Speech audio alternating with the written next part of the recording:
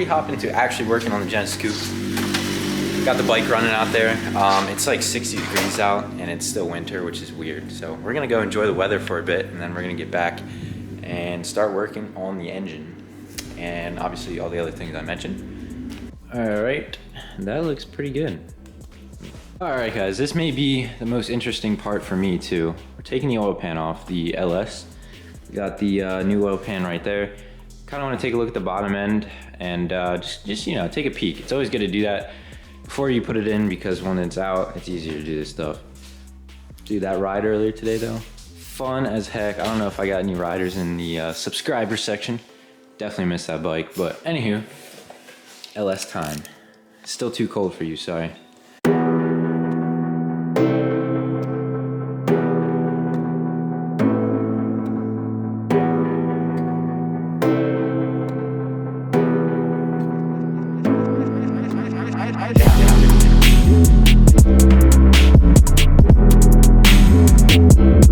You can see the new oil pump. I don't see any bent rods. Pretty good actually. Guys, we got the oil pickup tube hold down. That way it keeps it in there. Amazon Prime, dude, 2-day shipped here in 2 days. Literally all it is, it's like a U-shaped bracket and it goes right over the pickup tube as it sits in here and keeps it down flush on both sides instead of just utilizing the one bolt. So we can actually go ahead and throw this on and I'll have to torque everything down, but we'll throw it on. All right guys, pickup tube is temporarily mounted in there. Obviously this fits, just wanted to double check that. We got a baffle to put down here, but since we're putting a new oil pan on, we gotta clean all this off. But like I said, before we go crazy with this bottom end, we're going to do a leak down test first. But it's kind of cool to see that in. So honestly, we're probably gonna skip to the leak down test tomorrow. So Project Jenny is taking a slight turn. Obviously we got this beautiful LS1 here. Unfortunately, the LS1 is not as happy as it once was. It did smoke when it started up and everything. It ran good, etc. But regardless, we just did a leak down test again, the correct way. The first time we did a leak down test, everything looked great, but it's because we didn't do it right. We did it right this time, run around to each cylinder, and the results aren't looking too good.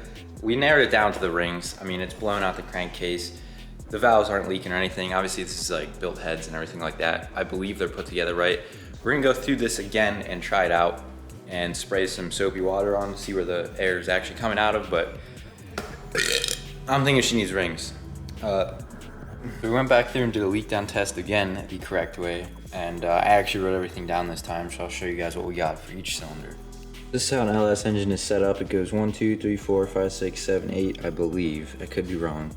But anyhow, we got 65% on cylinder 1, 12% on cylinder 3, which is actually not too bad. I don't know how.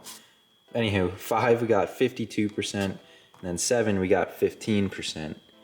8, 52, 6 is at 65, 4 is at 72, and 2 is at 53% leak down. Obviously those are not numbers you want to see, and I did kind of notice we had air coming out of the exhaust valves because I sprayed them with stuff.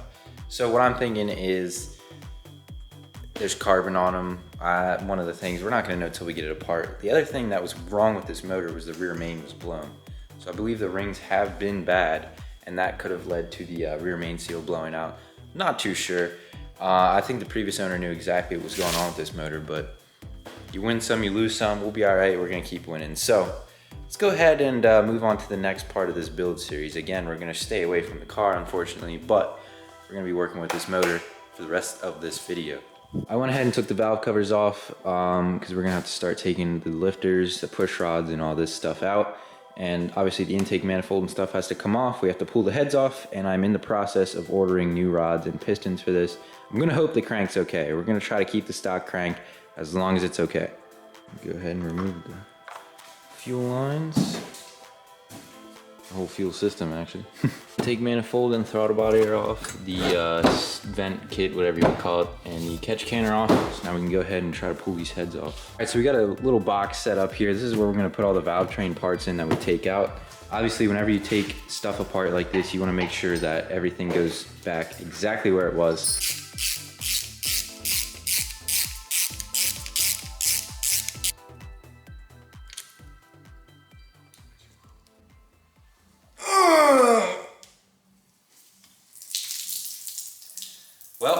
I think the head came loose a bit. All right, cylinder head numero uno is ready to come off. Please don't give me a bath and coolant.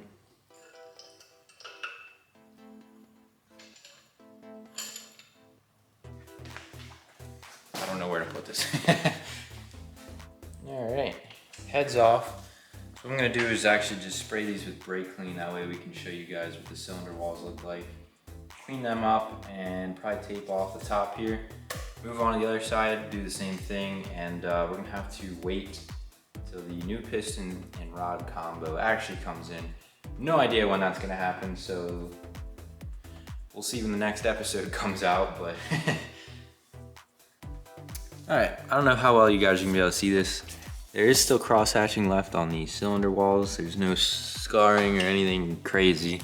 Obviously we didn't move the pistons the whole way up and down and check out each cylinder the whole way, but regardless, they're gonna need re-cross-hatched if we have to put new parts in. So we're gonna go ahead and hone these out, obviously, before we throw the new stuff in, but stay organized, guys. Got all the parts off. It's crazy how small this, you take off the intake manifold and the heads and it's just like a lawnmower engine size block.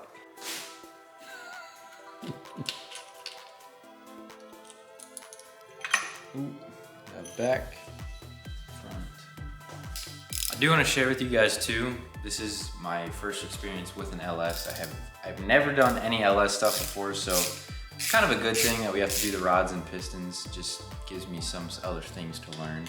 That way, when we go to LS swap literally everything in the future, I'll know exactly what I'm doing, and there won't be as much questioning. So it's a good learning experience. I'm kind of glad this happened. All right, big boy number 2 coming off. Hopefully I don't get wet this time. Oh man. I'll edit that out. Hey.